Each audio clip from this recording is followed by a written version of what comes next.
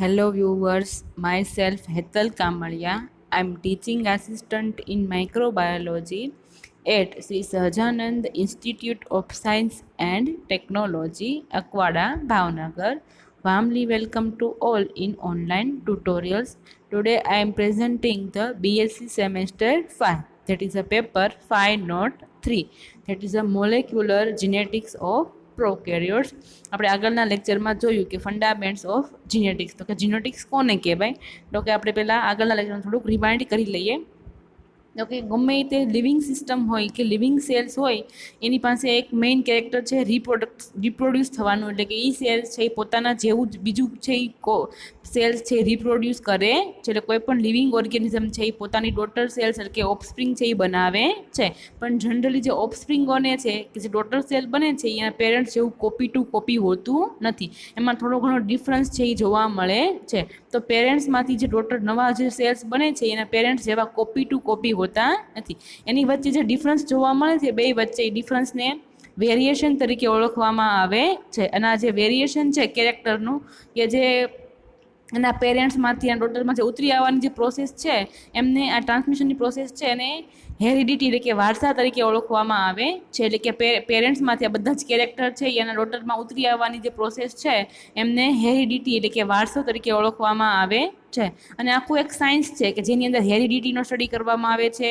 પછી એક એવા એન્વાયરમેન્ટના ફેક્ટર છે કે જેની પર અસર કરી શકે છે. આ વેરિએશન્સ છે બધા પેરેન્ટ્સમાંથી જે ડોટરમાં ટ્રાન્સફર થાય છે કેરેક્ટર, એમાં જે વેરિએશન જે બધા આવે છે એનું આખું સ્ટડી કરવાનું જે આખું સાયન્સ છે એને કમ્બાઇન્ડલી જીનેટિક્સ તરીકે ઓળખવામાં આવે છે. જીનેટિક્સના 3 પાર્ટ છે: ક્લાસિકલ જીનેટિક્સ, મોલેક્યુલર જીનેટિક્સ અને ઇવોલ્યુશનરી જીનેટિક્સ. તો એ ક્લાસિકલ જીનેટિક્સમાં શેનો સ્ટડી કરવામાં આવે છે, તો એ ક્લાસિકલ જીનેટિક્સની અંદર મેન્ડલ્સના પ્રિન્સિપલ્સનો સ્ટડી કરવામાં આવે છે. પછી ત્યાર ઉપરાંત સેક્સ ડિટર્મિનેશન એટલે કે સેક્સમાંથી શું બનશે, મેલ બનશે કે ફિમેલ બનશે એનું ડિટરમાઇન કરવાનું છે, એ બધા સ્ટડી છે એ ક્લાસિકલ જીનેટિક્સની અંદર કરવામાં આવે છે. જ્યારે મોલેક્યુલર જીનેટિક્સની વાત કરીએ તો એમાં શું કરવામાં આવે છે, તો કે જનરલી આપણું જે જીનેટિક મટીરિયલ છે ઓબ્જેક્ટ છે ડીએનએ છે, તો ડીએનએનું જે સ્ટ્રક્ચર છે એના બેઝ પેરિંગ વિશે, એના સ્ટ્રક્ચર વિશે, જ્યારે પેરેન્ટ્સમાંથી જ્યારે ડોટરમાં જીન ટ્રાન્સફર થશે ત્યારે એની જે ડબલ સ્ટ્રેન્ડેડ ડીએનએ છે એ અનવાઇન્ડ થશે અને સિંગલ સ્ટ્રેન્ડમાં કન્વર્ટ થશે. તો અનવાઇન્ડિંગ કેમ થશે, ટ્રાન્સફર કેમ થશે, આ બધી જ પ્રોસેસ છે એનો સ્ટડી છે એ મોલેક્યુલર જીનેટિક્સની અંદર કરવામાં આવે છે. અને થર્ડ પાર્ટ છે ઇવોલ્યુશનરી જીનેટિક્સ, કે જેની અંદર ઇવોલ્યુશનરી જે બધા ચેન્જ થતા હોય છે એનો સ્ટડી કરવામાં આવે છે. આ બધું આપણે છે ફર્સ્ટ લેક્ચરમાં જોઈ ગયા.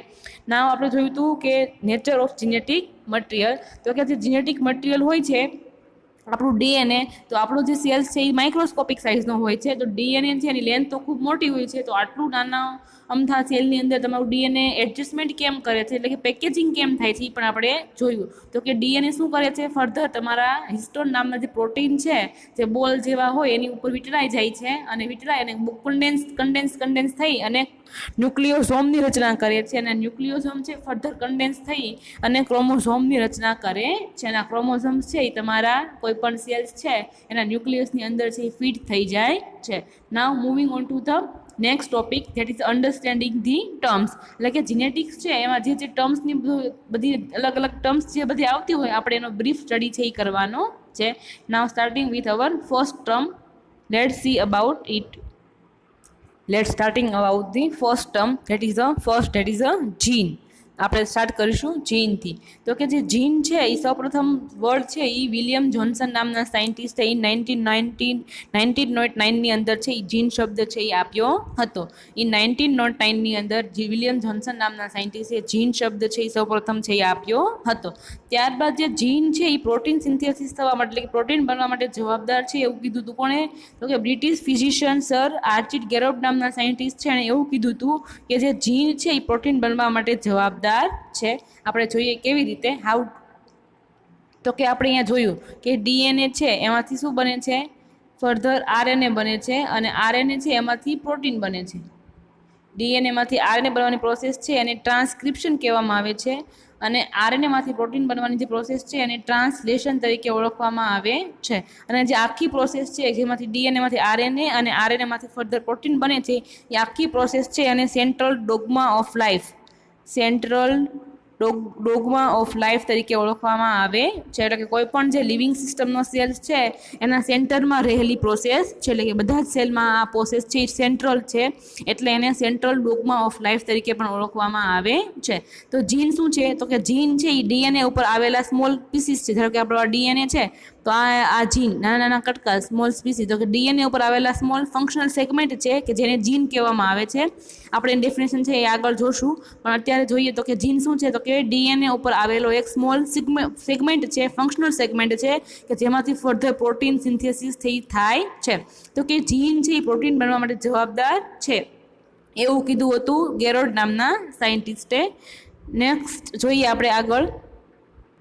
ત્યારબાદ છે જ્યોર્જ બેડલ અને એડવર્ડ ટેટમ નામના જે સાયન્ટિસ્ટ છે એણે ફંજાઈ ન્યુરોસ્પોરા છે એના મેટાબોલિઝમનો સ્ટડી કર્યો અને એણે એવું કીધું કે કોઈ પણ એક જીનમાંથી કોઈ પણ એક એન્ઝાઇમ છે એ બને છે. એટલે એક જીન છે એમાંથી એક એન્ઝાઇમ છે એ સિન્થેસિસ થાય છે. ત્યાર પછી એણે 1 જીન 1 પોલીપેપ્ટાઇડ છે હાઇપોથિસિસ છે એ આપ્યો, એટલે કે કોઈ પણ એક જીનમાંથી એક એન્ઝાઇમ છે એ ફોર્મ થાય છે. એટલે એને 1 જીન 1 એન્ઝાઇમ હાઇપોથિસિસ છે એ આપ્યો. ત્યારબાદ સ્ટડીના અંતે એવું જોવામાં આવ્યું કે ઘણા બધા એવા એન્ઝાઇમ્સ છે કે જેની અંદર એક કરતાં વધારે પોલીપેપ્ટાઇડ પણ આવેલી હોય છે. પોલીપેપ્ટાઇડ કોને કહેવાય? તો કે અમાઇનો એસિડની જોઈન્ટ થઈ અને આખી ચેઇન બનાવે છે. તો અમાઇનો એસિડની આ નાની શોર્ટ ચેઇન છે એને પોલીપેપ્ટાઇડ તરીકે ઓળખવામાં આવે છે. તો કોઈ પણ એન્ઝાઇમ્સ છે એની અંદર એક કરતાં વધારે પોલીપેપ્ટાઇડ પણ હોઈ શકે છે. એક્ઝામ્પલ તરીકે લઈએ આપણે ઇન્સ્યુલિન. તો ઇન્સ્યુલિન છે એ હોર્મોન છે જે શું કરે છે? બ્લડ ગ્લુકોઝ લેવલ છે ને મેન્ટેન કરવાનું કામ કરે છે, જેની અંદર 2 પોલીપેપ્ટાઇડની પ્રેઝન્સ જોવા મળે છે. તો ઘણા બધા જે એન્ઝાઇમ છે એની અંદર એક કરતાં વધારે પોલીપેપ્ટાઇડ પણ આવેલી હોય છે. એટલા માટે જે 1 જીન 1 એન્ઝાઇમ હાઇપોથિસિસ છે એ કન્વર્ટ થઈ ગયો છે એની અંદર, તો કે એ કન્વર્ટ થઈ અને 1 જીન 1 પોલીપેપ્ટાઇડની અંદર કન્વર્ટ થઈ ગયો. એટલે કે એક જીન છે એમાંથી એક પોલીપેપ્ટાઇડ છે એ બને છે એવું છે. લેટર ઓન છે એવું માનવામાં આવ્યું. ત્યારબાદ શું થયું? તો કે પોસ્ટ ટ્રાન્સક્રિપ્શનલ મોડિફિકેશન છે એ થયા, એનો સ્ટડી કરવામાં આવ્યો. ત્યારબાદ છે post transcription modification process, example તરીકે આરએનએ સ્પ્લાઇસિંગ અને આરએનએ એડિટિંગ છે એનો સ્ટડી કરવામાં આવ્યો. અને એવું જોવામાં આવ્યું કે અમુક જીન એવા પણ છે કે જે એક કરતાં વધારે પોલીપેપ્ટાઇડ પણ છે એ બનાવે છે. ધારો કે આપણે એક જીન લઈ લે, આપણે પહેલાં કીધું કે એક જીન છે એમાંથી એક પોલીપેપ્ટાઇડ છે એ બને છે, પણ અમુક એવા જીન છે જેની અંદર હાયર યુકેરિયોટિક સેલ્સ છે એની અંદર અમુક એવા જીનની પ્રેઝન્સ પણ જોવા મળે છે કે જેની અંદર એક જીનમાંથી 2 કરતાં વધારે પોલીપેપ્ટાઇડ છે એ બને છે. What is a post transcription modification? તો કે આપણે જોયું તો કે ટ્રાન્સક્રિપ્શન કોને કહેવાય? તો કે ડીએનએમાંથી જે આરએનએ બને છે એ પ્રોસેસ છે એને શું કહેવાય? ટ્રાન્સક્રિપ્શન. આ ડીએનએ એમાંથી શું બને છે? આરએનએ. તો ડીએનએમાંથી જે આરએનએ બને છે પ્રોસેસને કહેવાય transcription process.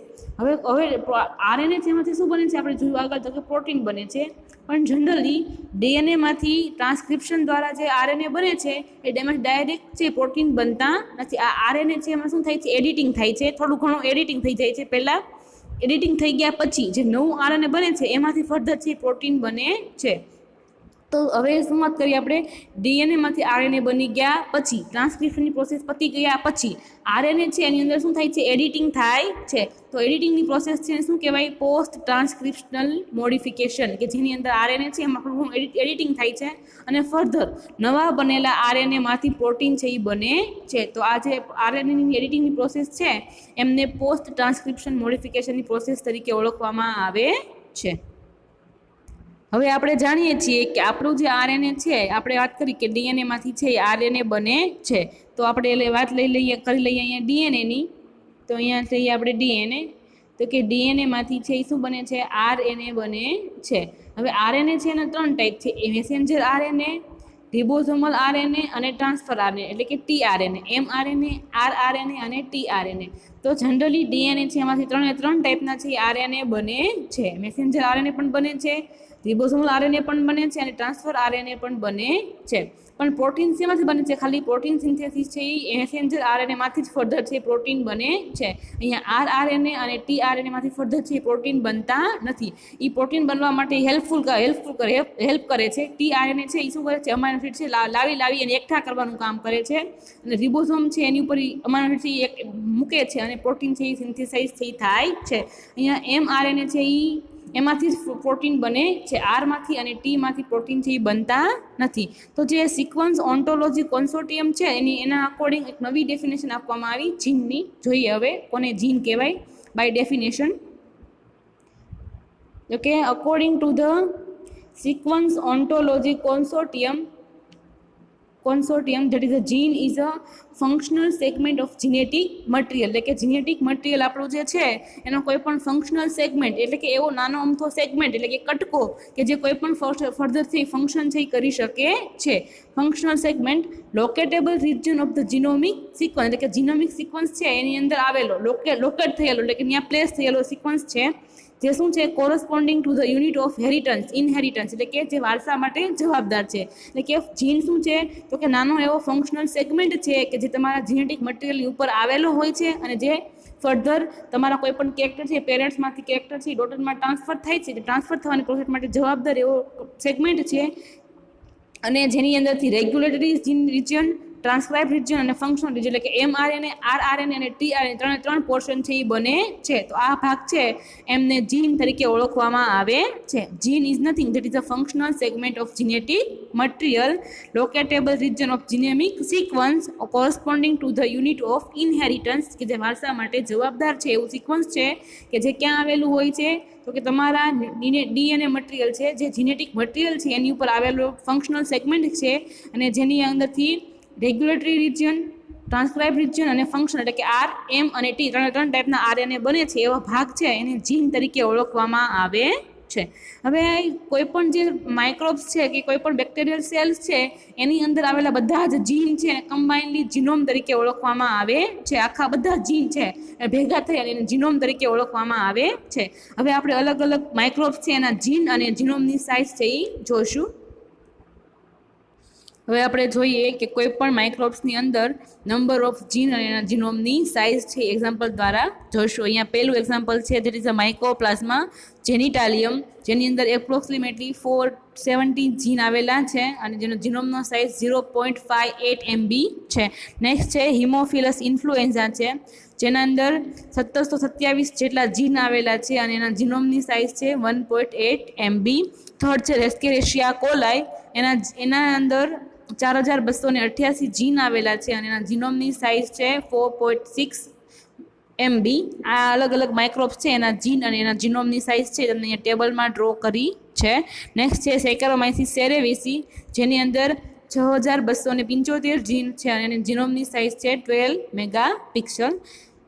Megabyte sorry that is not megapixel that is megabyte.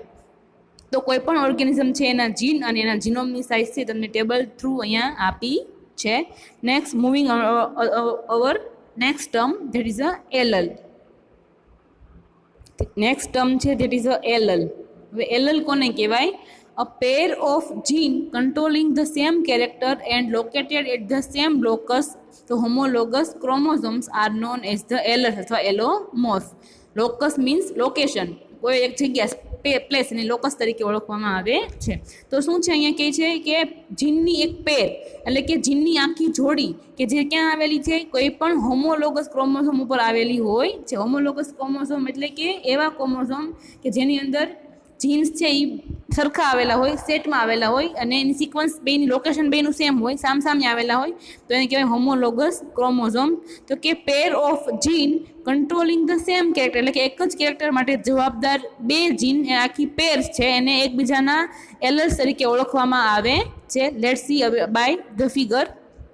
અહીંયા આપણે જોઈએ ફિગરની અંદર તો આ છે તમારું ક્રોમોઝોમ્સ આપણે જોયું કે આવી રચના હોય ક્રોમોઝોમ્સની પણ અહીંયા આ છે એનું સેન્ટ્રોમિયર એટલે કે વચ્ચેનું સેન્ટ્રોમિયર છે અને આ છે બે એની ક્રોમેટિન. અહીંયા ક્રોમેટિન છે એ તમને ફિગરમાં અલગ અલગ કરીને આપી છે. બાય ધ વે છે એ આખું ક્રોમોઝોમ જ તે જોઈએ આપણે અહીંયા આ બે જે છે એને શું કહેવાય એકબીજાના હોમોલોગસ ક્રોમોઝોમ તરીકે ઓળખવામાં આવે છે. હોમોલોગસ મીન્સ એટલે કે એક જ ક્રોમોઝોમની બે ક્રોમેટિન કે જેની અંદર જીન છે એ આવેલા હોય છે. જીન એક જ છે, અહીંયા બે જીન છે, આ એક જીન અને આ બીજું જીન. આ બંને જીન શેના માટે જવાબદાર છે? કોઈ પણ પ્લાન્ટ છે એની હાઇટ માટે જવાબદાર જીન છે.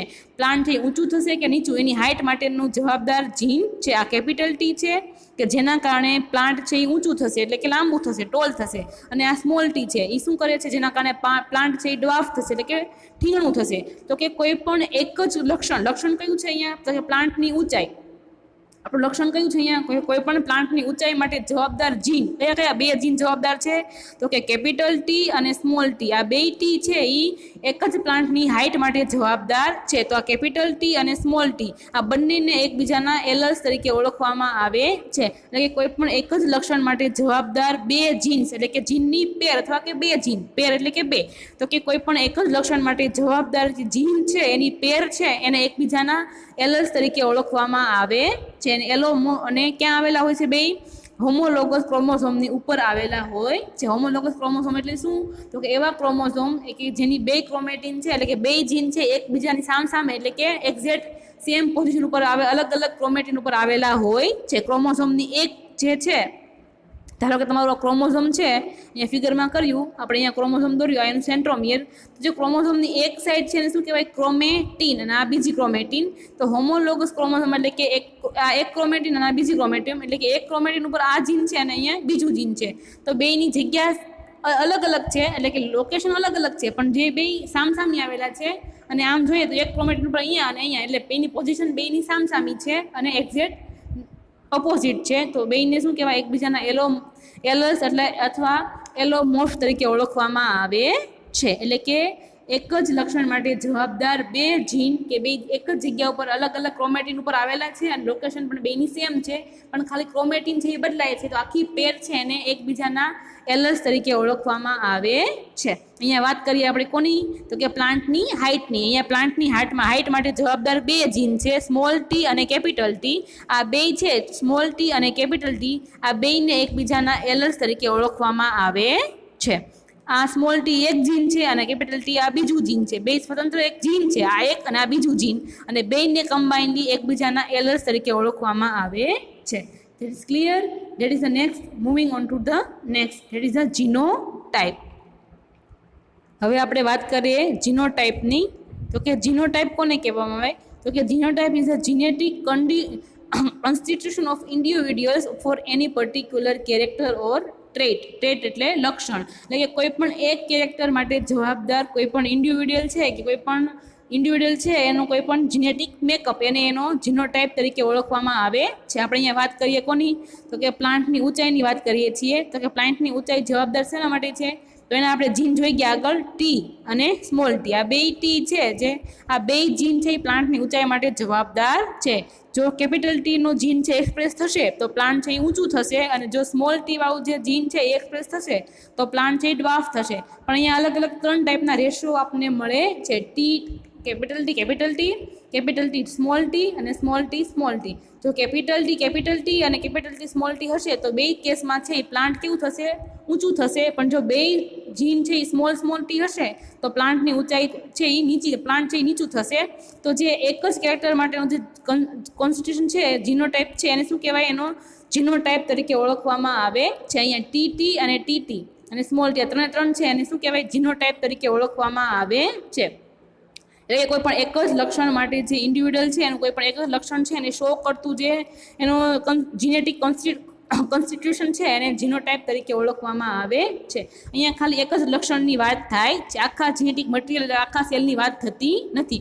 કોઈ પણ એક ઓર્ગેનિઝમ છે એના એક જ લક્ષણનું વાત થાય છે તો એને જેનો જીનોટાઇપ તરીકે ઓળખવામાં આવે છે. Now moving on to the our next terms, that is a phenotype. Next છે આપણું ફિનોટાઇપ. તો ફિનોટાઇપ કોને કહેવાય, તો physical appearance of an individual for any particular trait. એટલે કે કોઈ પણ એક ટ્રેટને લઈ, એટલે કોઈ પણ એક લક્ષણને લઈ અને કોઈ પણ એક પ્લાન્ટ, કોઈ પણ એક સજીવનું છે એનું ફિઝિકલ અપિયરન્સ કેવું છે, બહારનો દેખાવ કેવો છે, તો એને એનો ફિનોટાઇપ તરીકે ઓળખવામાં આવે છે. Let's see by the figure. આપણે અહીંયા જોઈએ મેન્ડલ્સ એક્સપેરિમેન્ટમાં જોઈએ પ્લાન્ટની હાઇટવાળો કેસ. તો એની અંદર જે F2 જનરેશન છે એની અંદર આપણને 4 પ્લાન્ટ મળે છે. 4 પ્લાન્ટ મળે છે એની અંદર આપણને ટોલ અને ડ્વાર્ફ એટલે કે ઊંચા અને નીચા બે ટાઈપના પ્લાન્ટ વેરિએશન છે એ મળે છે.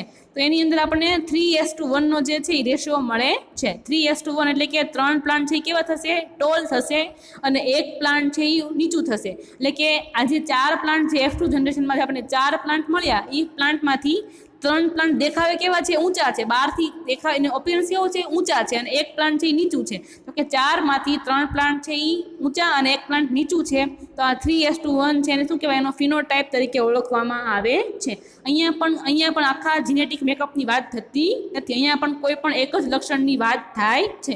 કોઈ પણ ઓર્ગેનિઝમનો એક જ કેરેક્ટરની વાત કરવામાં આવે છે. અહીંયા ફિઝિકલ અપિયરન્સની વાત કરવામાં આવે છે. તો બહારથી એનું અપિયરન્સ કેવું છે? તો એને એનો ફિનોટાઇપ તરીકે ઓળખવામાં આવે છે. Now moving on to the next terms, that is introns.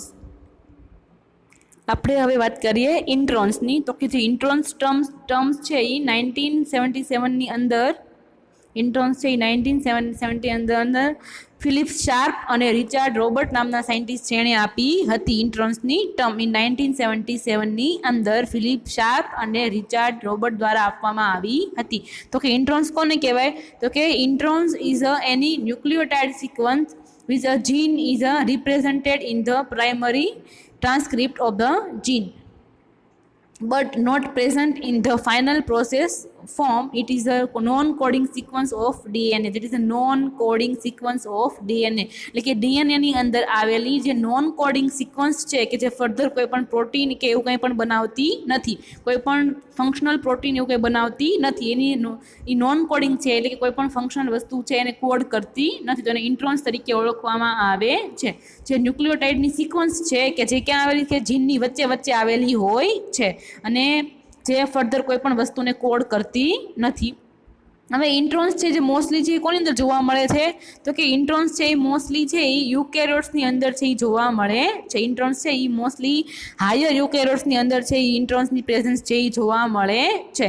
પણ અમુક હાયર યુકેરિયોટ્સ છે એની અંદર અમુક એવા જીન છે, ધારો કે ઇન્ટરફેરોન્સનું જીન છે, હિસ્ટોન જીન છે, રિબોન્યુક્લિયોસ જીન છે, પછી છે હીટ અનસ્ટેબલ માટેના જે જીન હીટ શોક પ્રોટીન છે અને જી પ્રોટીન છે. આ બધા જ પ્રોટીન છે એ હાયર યુકેરિયોટ્સના પ્રોટીન છે કે જેની અંદર ઇન્ટ્રોન્સની પ્રેઝન્સ છે એ હોતી નથી. એટલે કે જનરલી ઇન્ટ્રોન્સ ક્યાં જોવા મળે છે? તો કે હાયર યુકેરિયોટ્સની અંદર છે ઇન્ટ્રોન્સની પ્રેઝન્સ હોય છે. પણ હાયર યુકેરિયોટ્સના અમુક એવા જીન્સ છે કે જેની અંદર ઇન્ટ્રોન્સ હોતા નથી. તો કયા જીન છે? ઇન્ટરફેરોન, હિસ્ટોન, રિબોન્યુક્લિયસના જીન છે, હીટ શોક પ્રોટીનના જીન છે. એ શું છે? તો કે હાયર યુકેરિયોટ્સના જીન છે કે જેની અંદર ઇન્ટ્રોન્સ હોતા નથી. ઇન્ટ્રોન્સ મેઇનલી હાયર યુકેરિયોટ્સમાં હોય છે. એ લોઅર યુકેરિયોટ્સની અંદર પણ ઓછા જોવા મળે છે. એક્ઝામ્પલ છે લોઅર યુકેરિયોટ ઈસ્ટ, એટલે કે લોઅર યુકેરિયોટ્સમાં પણ ઇન્ટ્રોન્સની પ્રેઝન્સ છે એ હોતી નથી. ઓનલી હાયર યુકેરિયોટ્સ છે એમાં જ ઇન્ટ્રોન્સ જોવા મળે છે. અને જે પ્રોકેરિયોટિક સેલ્સ છે એમાં તો ઇન્ટ્રોન્સ હોતા જ નથી, બહુ રેર હોય છે. એટલે કે ઇન્ટ્રોન્સની પ્રેઝન્સ છે જે નોન કોડિંગ સિક્વન્સ છે જે કોઈ પણ ફંક્શનલ પાર્ટને કોડ કરતી નથી, જે મેઇનલી હાયર યુકેરિયોટ્સમાં જોવા મળે છે અને લોઅરમાં પણ એ જોવા મળતી નથી. અને પ્રોકેરિયોટ્સમાં તો એ બહુ રેર હોય છે ઇન્ટ્રોન્સની પ્રેઝન્સ. હવે જે ઇન્ટ્રોન્સ છે એની સાઇઝ કેટલી હોય છે? તો કે જે ઇન્ટ્રોન્સ છે એ 50 ન્યુક્લિયોટાઇડથી 1 લાખ ન્યુક્લિયોટાઇડ જેટલી સાઇઝના છે એ હોય છે. 50થી 1 લાખ જેટલા ગ્રેટર દેન 1 લાખ જેટલી સાઇઝના છે ઇન્ટ્રોન્સ છે એની પ્રેઝન્સ જોવા મળે છે. જનરલી જેમ આપણે જોઈએ છે કે બેક્ટેરિયાથી જેમ આપણે ઉપર જઈએ સૃષ્ટિ ઉપસૃષ્ટિ આપણે વાત કરીએ વર્ગીકરણની, તો આપણે એમાં સ્ટાર્ટિંગ કરીએ તો કે પ્રોકેરિયોટ્સ, પછી જઈએ ધીમે ધીમે પ્રોકેરિયોટ, પછી યુકેરિયોટ્સમાં primary eukaryotes, then highly mature યુકેરિયોટ્સમાં જઈએ તો તેમ એનો ડીએનએ છે એની સાઇઝ છે એ વધતી જાય છે. જનરલી બેક્ટેરિયલ જે ક્રોમોસોમ્સ છે કે બેક્ટેરિયાનો જે ડીએનએ છે એની સાઇઝ નાની હોય છે, પણ જેમ આપણે આપણા તરફ ઊંચા જતા જઈએ સમુદાયમાં એમ એના જીનોમની સાઇઝ પણ વધતી જાય છે because of the presence of introns.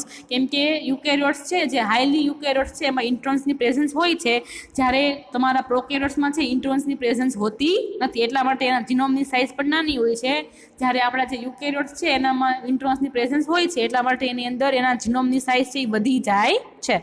હવે આપણે જોઈએ નેક્સ્ટ છે એક ઇન્ટ્રોન્સ અને નેક્સ્ટ ટર્મ્સ છે exons. That is exons. Exons શું છે? તો કે કોડિંગ સિક્વન્સ છે. એવી સિક્વન્સ છે કે જે કોઈ પણ પ્રોટીન છે કે એન્ઝાઇમ્સ છે એને કોડ કરે છે, એને કહેવાય એક્ઝોન્સ. અને એક્ઝોન્સની સાઇઝ કેવી હોય છે? 150 ન્યુક્લિયોટાઇડ જેટલી જ હોય છે. એક્ઝોન્સ છે એની સાઇઝ નાની હોય છે, પણ ઇન્ટ્રોન્સની સાઇઝ છે ખૂબ મોટી હોય છે અને જનરલી જે યુકેરિયોટ્સમાં જોવા મળે છે. એટલા માટે જ યુકેરિયોટનું જે ક્રોમોસોમ હોય છે એટલે કે જે ન્યુક્લિયર મટીરિયલ હોય છે એ ખૂબ જ મોટી સાઇઝનું હોય છે, કેમ કે એના ઇન્ટ્રોન્સની સાઇઝ પણ ખૂબ મોટી હોય છે. અને જે એક્ઝોન્સ છે એની સાઇઝ નાની હોય છે અને એક્ઝોન્સની સાઇઝ કેટલી હોય છે? 150 ન્યુક્લિયોટાઇડ જેટલી જ હોય છે. હવે આપણે અહીંયા અહીંયા કોઈ અલગ અલગ માઇક્રોબ્સની સ્પીસીસ અને એના એક્ઝોન્સ અને ઇન્ટ્રોન્સની સાઇઝ છે એ એક ટેબલમાં જોઈશું. આપણે અહીંયા હવે કોઈ પણ જીન્સ છે એની અંદર એક્ઝોન્સ અને ઇન્ટ્રોન્સ છે એની પ્રેઝન્સ છે એ જોઈશું. અહીંયા વાત કરીએ આપણે જીનની પ્રોડક્ટ, એટલે કોઈ પણ જીનમાં કઈ વસ્તુ બને છે એની વાત કરીએ તો કે ઇન્સ્યુલિન છે એ શું છે, હોર્મોન્સ છે. તો એનું જે એના અંદર જીન કેટલા હોય છે તો કે એનું જીન છે 1.4 kbનું. ઇન્સ્યુલિન છે એનું જીન 1.4 kbનું છે, જેની અંદર 3 એક્ઝોન્સ અને 480 ઇન્ટ્રોન્સની પ્રેઝન્સ જોવા મળે છે. એટલે કે ઇન્ટ્રોન્સ છે એ વધારે પ્રમાણમાં હોય છે. Introns is a non coding region, જ્યારે એક્ઝોન્સ છે એ કોડિંગ રિજિયન છે. નેક્સ્ટ વાત કરીએ બીટા ગ્લોબિનની, તો કે એનું જે જીન છે એ 1.6 MB કેબીનો છે, જેની અંદર 3 એક્ઝોન્સ અને 490 છે એ ઇન્ટ્રોન્સની પ્રેઝન્સ હોય છે. એટલે કે જેમ જેમ યુકેરિયોટિક સેલ તરફ જતા જો ઊંચે એમ એને ઇન્ટ્રોન્સની સાઇઝ એટલે કે ઇન્ટ્રોન્સની સંખ્યા પણ વધતી જાય છે. પણ જનરલી એક્ઝોન્સ છે એ ઓછા હોય છે, જે કોડિંગ સિક્વન્સ છે એ ઓછી હોય છે, જે નોન કોડિંગ સિક્વન્સ છે એ વધારે હોય છે, જેના કારણે માઇક્રોબ્સના જીનોમની સાઇઝ પણ વધી જાય છે. નેક્સ્ટ છે સીરમ આલ્બ્યુમિન, કે જેની સાઇઝ છે 18 kb, કે જેની અંદર 14 છે એક્ઝોન્સ છે અને 1100 જેટલા ઇન્ટ્રોન્સની પ્રેઝન્સ છે એ જોવા મળે છે. અલગ અલગ તમને અહીંયા જીનની પ્રોડક્ટ આપી છે અને એની અંદર એના ઇન્ટ્રોન્સ અને એક્ઝોન્સ છે એની સંખ્યા પણ અહીંયા તમને ટેબલની અંદર આપી છે. Now moving on to the next terms, that is a introns. હવે આપણે વાત કરી કે એક્ઝોન્સ, તો કે તમને વાત કરી અહીંયા ઇન્ટ્રોન્સની, તો કે જે આપણે વાત કરી કે બેક્ટેરિયલ સેલ્સ છે એની અંદર માઇટોકોન્ડ્રિયા અને ક્લોરોપ્લાસ્ટ 2 ઓર્ગનસ એવા છે કે જેની અંદર પોતાનું એનું સેપરેટ છે એ જીનેટિક મટીરિયલ છે એ આવેલું હોય છે. તો આ માઇટોકોન્ડ્રિયા એનું જીન અને તમારા ક્લોરોપ્લાસ્ટના જીનની અંદર પણ ઇન્ટ્રોન્સની પ્રેઝન્સ છે એ જોવા મળે છે. Now moving on to the next terms, that is the exons. Next moving on to the next, that is the exons. Exons છે એ કેવા છે તો કે કોડિંગ સિક્વન્સ છે. શું છે? That is the coding sequence present in the all type of જે પ્રાઇમરી છે, એટલે કે જે પ્રોકેરિયોટ છે, યુકેરિયોટ બધાની અંદર છે એક્ઝોન્સની પ્રેઝન્સ અને ઇન્ટ્રોન્સની પ્રેઝન્સ હોય છે. ઇન્ટ્રોન્સ નહીં પણ એક્ઝોન્સની પ્રેઝન્સ બધાની અંદર જોવા મળે છે. જે કોડિંગ સિક્વન્સ છે તેની વાત કરીએ છીએ, જે મેઇનલી કોઈ પણ ફંક્શનલ એન્ઝાઇમ છે, પ્રોટીન છે એને કોડ છે એ કરતા હોય છે. અને જેમ જેમ તમે ઉપર જતા જાઓ, હાયર તરફ જતા હોય એમ તમને વેરિએશન છે એ જોવા મળે છે. અને જેના કારણે તમારા જે યુકેરિયોટનો જે ક્રોમોઝોમ છે એનો બહુ જ સાઇઝ મોટી છે એ વધી જાય છે, આપણે આગળ વાત કરી તેમ. હવે આજે વાત કરી ઇન્ટ્રોન્સ અને એક્ઝોન્સની, એ આપણે ફિગર દ્વારા સમજીએ. તો કે આપણે વાત કરી કે ડીએનએમાંથી શું બને છે તો કે આરએનએ, mRNA પણ બને છે, tRNA પણ બને છે અને rRNA. 3 ટાઈપના છે એ ડીએનએમાંથી 3 ટાઈપના છે એ આરએનએ છે એ બને છે. mRNA, rRNA અને tRNA, ટ્રાન્સફર આરએનએ, રિબોસોમલ આરએનએ અને મેસેન્જર આરએનએ. ફર્ધર mRNAમાંથી જ પ્રોટીન છે એ સિન્થેસાઇઝ થાય છે. આ બે છે એમાંથી પ્રોટીન છે એ બનતા નથી. તો હવે આપણે વાત કરીએ અહીંયા એક્ઝોન્સ અને ઇન્ટ્રોન્સની. તો અહીંયા છે આ આપણું mRNA, આ જે આપને આપ્યું છે, જે બતાવી છે આખી લાઈન શું છે, mRNA છે, mRNA. હવે મેં કીધું કે mRNAમાં એક્ઝોન્સ અને ઇન્ટ્રોન્સ બેયની પ્રેઝન્સ છે એ જોવા મળે છે, એક્ઝોન્સ અને ઇન્ટ્રોન્સ. હવે આપણે પહેલાં વાત થઈ ગઈ કે પોસ્ટ ટ્રાન્સક્રિપ્શનલ મોડિફિકેશન, એટલે કે ડીએનએમાંથી આરએનએ બની ગયું. આ તમારું ડીએનએ છે, એમાંથી બની ગયું આરએનએ. હવે આ આરએનએમાંથી શું બનશે? પ્રોટીન. પણ પ્રોટીન બન્યા પહેલાં તમારું જે આરએનએ છે એની અંદર શું થશે? એડિટિંગ થશે. એડિટિંગ થશે. એડિટિંગમાં શું થશે તો કે તમારા જે એક્ઝોન્સ અને ઇન્ટ્રોન્સ છે એમાંથી ઇન્ટ્રોન્સ છે એ રિમૂવ થશે. ઇન્ટ્રોન્સનું તમારું ફર્ધર કોઈ પણ આગળ કામ છે નહીં. ઇન્ટ્રોન્સ છે એ રિમૂવ થશે અને નવું mRNA બનશે અને એમાંથી ફર્ધર પ્રોટીન બનશે. એટલે એડિટિંગની પ્રોસેસ થશે, જેને શું કહેવાય છે? આરએનએ સ્પ્લાઇસિંગ તરીકે ઓળખવામાં આવે છે. સ્પ્લાઇસ કરવું એટલે કટકા કરવા. એટલે કે જે આરએનએ, જે ડીએનએમાંથી જે આરએનએ બન્યું છે mRNA, હવે એ mRNA છે એમાં એડિટિંગ થશે. એડિટિંગ થશે એટલે શું થશે? એમાંથી ઇન્ટ્રોન્સ છે એ કટ થઈ જશે અને બધા જ એક્ઝોન્સ છે એ જોઈન્ટ થશે અને નવું આરએનએ બનશે અને એ આરએનએ નવા આરએનએમાંથી ફર્ધર છે એ પ્રોટીન છે એ બનશે. તો આ પ્રોસેસ છે આપણે અહીંયા સમજીએ. અહીંયા વાત કરીએ આપણે, ધેટ ઇઝ અ આરએનએ. અહીંયા જે એક્ઝોન્સ છે, જે રેડ માર્ક કર્યા છે એ બધા એક્ઝોન્સ છે. આ જે બધા એક્ઝોન્સ છે અને આ બધા જે ઇન્ટ્રોન્સ છે. ઇન્ટ્રોન્સ છે એ કોઈ પણ સિક્વન્સને કોડ કરતા નથી, નોન કોડિંગ સિક્વન્સ છે. જીન એ તમારા ડીએનએમાં આમનામ જ છે, એનું કોઈ પણ ફર્ધર કામ છે નહીં. એટલે ડીએનએમાંથી એકવાર આરએનએ બની ગયા પછી ડીએનએમાંથી શું બન્યું? આરએનએ બન્યું. આ જે આરએનએ બન્યું એને શું કહેવાય? પ્રી એમઆરએનએ અથવા અથવા પ્રાઇમરી ટ્રાન્સક્રિપ્ટ તરીકે ઓળખવામાં આવે છે.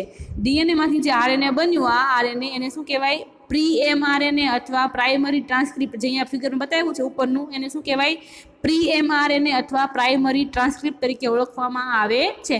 એમાંથી ડાયરેક્ટ પ્રોટીન બનશે નહીં, એમાં શું થશે? થોડો ઘણો ચેન્જ થશે અને પછી એમાંથી ફર્ધરથી પ્રોટીન બનશે. તો ચેન્જ શું થશે? તો કે તમારું જે એમઆરએનએ છે, એની અંદર જે એક્ઝોન્સ બધા છે, જે નોન કોડિંગ સિક્વન્સ છે કે જેનું ફર્ધર આગળ કોઈ કામ છે નહીં, એ બધા શું થઈ જશે? રિમૂવ થઈ જશે. એ બધા કટ થઈ, અહીંથી કટ થઈ અને બધા શું થઈ જશે? રિમૂવ થઈ જશે. અને ખાલી કોણ બચશે?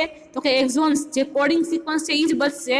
તો કોડિંગ સિક્વન્સ આવી અને બધી જોઈન્ટ થઈ જશે. બધા કોડિંગ સિક્વન્સ જોઈન્ટ થઈ જશે અને આખું એમઆરએનએ બનાવશે. આને કહેવાય મેચ્યોર એમઆરએનએ, જે ફર્ધર બનશે. એક્ઝોન્સ રિમૂવ થશે અને ઇન્ટ્રોન્સ બધા ભેગા થઈ અને ઇન્ટ્રોન્સ છે એ જોઈન્ટ થશે અને આખું એમઆરએનએ બનાવશે, જેને કહેવાય મેચ્યોર એમઆરએનએ. અને હવે આ એમઆરએનએમાંથી ફર્ધર છે એ પ્રોટીન છે એ બનશે.